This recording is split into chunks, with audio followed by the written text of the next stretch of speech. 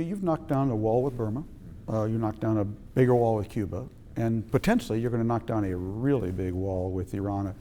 I actually started as a journalist in 1979. I realized my whole career has really been defined by hostility, and for my whole generation in this relationship. I feel like underneath there is a bit of an Obama doctrine in there, and it's take care of all the strategic concerns, satisfy them as much as you can, but you do believe that engagement is possible, that engagement can lead to different outcomes that are unpredictable, in advance.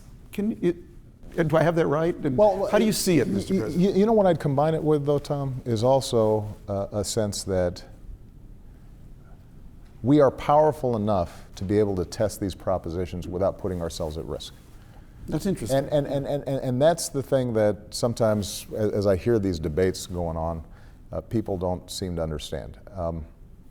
You take some country like Cuba. For us to test the possibility that engagement leads to a better outcome for the Cuban people, there aren't that many risks for us. It's a tiny little country. It's not one that threatens our core security interests. And so for us to test the proposition, and if it turns out that it doesn't lead to better outcomes, we can adjust our policies. The same is true with respect to Iran, a larger country, a dangerous country, one that has engaged in activities that result in the death of U.S. citizens. But the truth of the matter is, Iran's defense budget is $30 billion. Our defense budget is closer to $600 billion. Iran understands that they cannot fight us. And you believe they are deterrable. And it's not that they're undeterrable. It's simply not the case. So for us to say, let's try, understanding that we're preserving all our options, that we're not naive, but if in fact we can resolve these issues diplomatically, we are more likely to be safe, more likely to be secure, in a better position to protect our allies. And who knows, Iran may change. If it doesn't, our deterrence capabilities, our military superiority stays in place. So to use a simple analogy, it's not as if in all these conversations I'm leaving all my rifles at the door. We're walking these negotiations, and everybody knows that we've got the most firepower, and we're not relinquishing our capacity to defend ourselves or our allies. In that situation, why wouldn't we test it?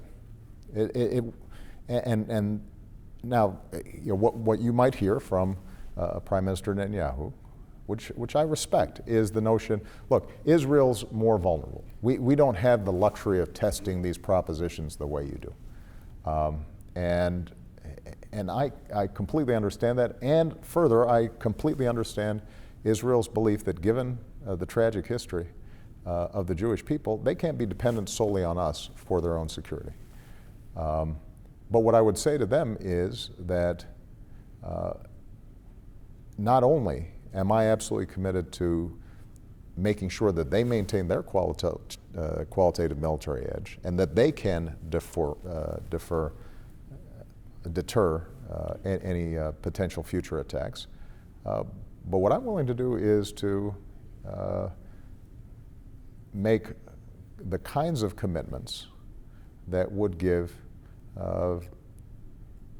everybody in the neighborhood, including Iran, clarity that if Israel were to be attacked by any state, that we would stand by them. And that, I think, should be